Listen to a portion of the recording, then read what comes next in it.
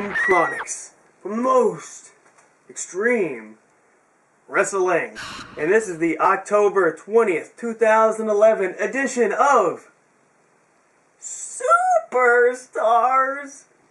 Oh, I shouldn't say it like that. Of Superstars, and this is your review of that.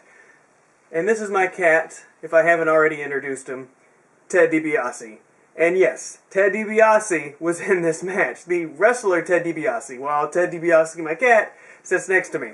Alright, Ted DiBiase versus Jinder Mahal. Now, okay, Ted DiBiase all of a sudden is a face. I had no idea he was a face. Now, granted, I have missed a couple of SmackDowns and quite a lot of Superstars shows. So, I somehow missed Ted DiBiase's face turn. But he comes out and they're trying to build him up to have this super duper face. And he's getting the fake cheers from the crowd. I mean, it was so bad. Like, oh my gosh, that audio clip that they played, it was like the extra cheers.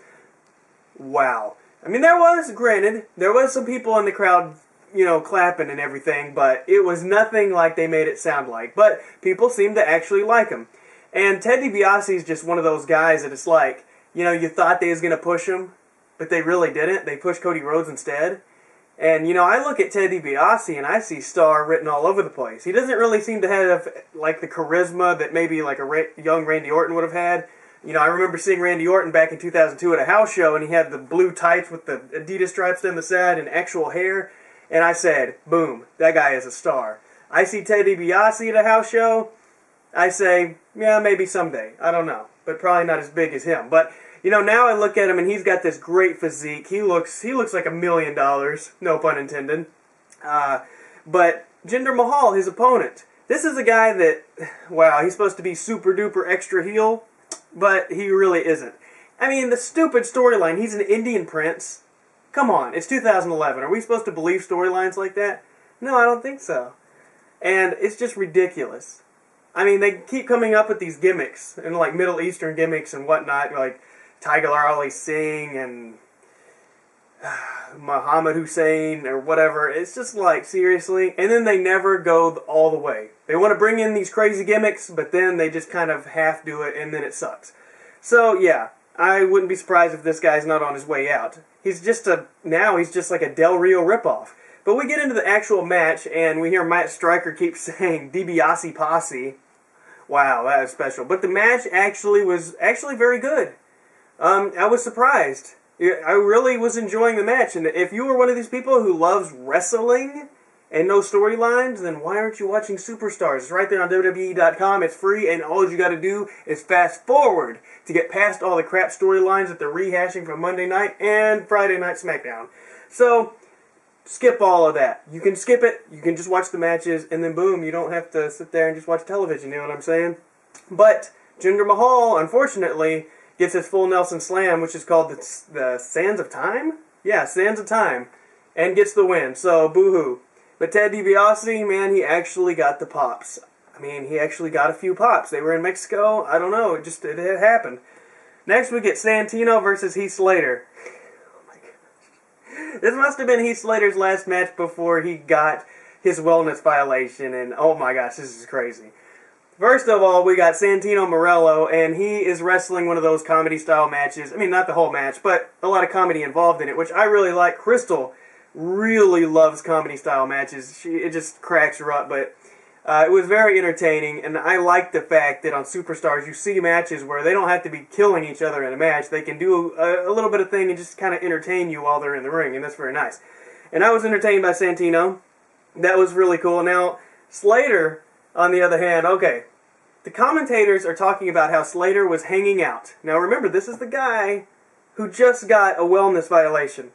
He was hanging out before the show with none other than fellow rock star Axl Rose. No wonder he got a wellness violation. Oh my gosh. I don't know what the drug was that he got in trouble for, but he was hanging out with Axl Rose. So yeah, the one-man Southern rock band definitely is suspended. But during this match, he did pretty good. He is a small guy, so I don't know if it was steroids or whatever. I don't know what it was. The report hasn't come out. But Slater, oh my gosh. But, you know, Slater with his red hair and everything, and now he's hanging out with Axl Rose. Maybe he should get the dreadlocks, you know, going all the way back. Not dreadlocks, the cornrows. The cornrows, like we've seen Axl Rose have so many times over the years. And since he's got that red hair, and he's doing all the drugs apparently with Axl, he can be just like Pickles the drummer from Metalocalypse. It'd be awesome. Alright, so Santino wins by the Cobra, so of course that's always nice and funny. Huge pops for Santino at the end. He's supposed to be from Spain, I thought, so, I mean, but he was in Mexico and getting big pops. But, I mean, everybody loves Santino, how can you not? And he's got a sock on his hand. Everybody loves that. Now we get the main event, Evan Bourne versus Drew McIntyre and McGillicuddy. When did this tag team start? I don't know, but Evan Bourne is wrestling again, which is really cool. And if you don't watch any other match on this show, if you're listening to my voice right now, you need to go watch this tag team match because there was some pretty awesome stuff on there.